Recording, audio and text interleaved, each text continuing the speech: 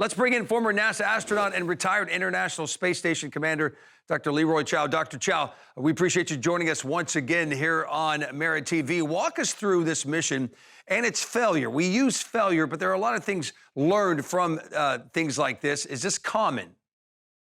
Well, sure. This was the ninth flight test of the Starship system, and it's exactly that. It's a flight test. So hopefully everything goes well, but you can be pretty sure that there will be some anomalies, and there were some major ones on this one. However, there were also some major successes. This is the first time a booster of the Falcon Super Heavy has been refurbished and reused successfully, had a flawless launch, got the Starship up to where it was supposed to be, had a flawless light of the Starship engines, and it went on into space. The booster came back down, started its reentry burn, also demonstrated a higher, what we call angle of attack, or angle with respect to the wind, basically allowing it to capture more drag and use less fuel to come back down.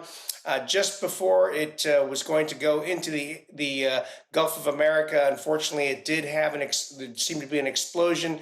Not sure exactly what happened there. Starship made it into space, but after its successful burn, it suffered some kind of a leak. So they're still chasing that down.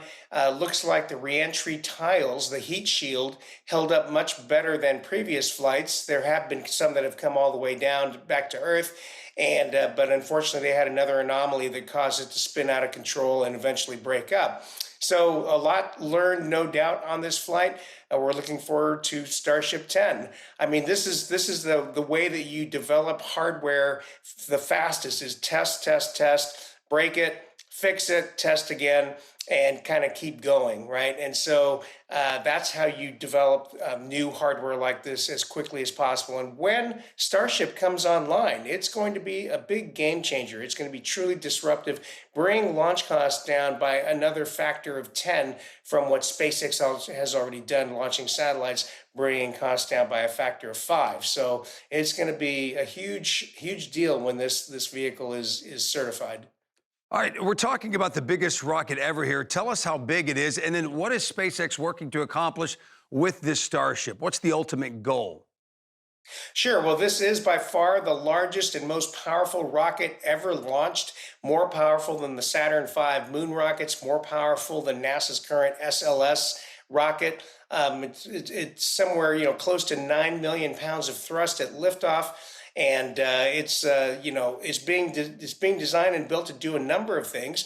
The primary purpose for SpaceX is Elon Musk started SpaceX back in 2002 with the goal of getting humans to Mars and eventually establishing a human colony on Mars. So SpaceX, the Starship is the enabler of that.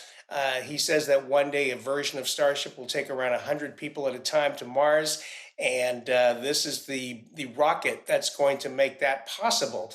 So, he's planning to fly an uncrewed Starship that has no people on board to Mars as soon as next year. That's a bit ambitious. But maybe in a few years, he'll actually accomplish that. And maybe with humans, a few years following that. All right, Dr. Leroy Chiao, we appreciate the context to this. Exciting times. Like you said, it could be next year, maybe. So we'll find out. Thank you, Dr. Chiao. Fanchon? Gentlemen, thank you.